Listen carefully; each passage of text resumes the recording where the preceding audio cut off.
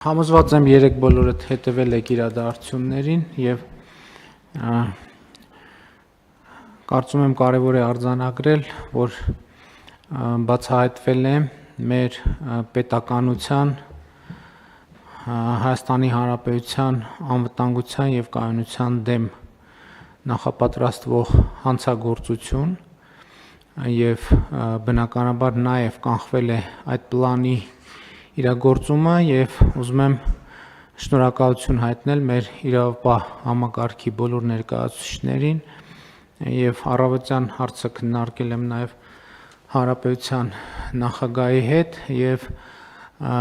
կարծում եմ իմաստ կունենա, որ ազգային անվտանգության ծառայության, դատախազության, քննչական կոմիտեի, ներքին գործերի նախարարության, ոստիկանության առավել արդյունավետ գործած աշխատակիցներին ներկայացնեք պարգևատրման եւ պետական պարգևի կարծում եմ շատ բան չկա ասելու թեմայի հետ կապված, որովհետեւ ահռելի ծավալով ինֆորմացիա է հրապարակվել եւ ես այս պահին չունեմ որևէ այլ բան բացի հրապարակվածից ասելու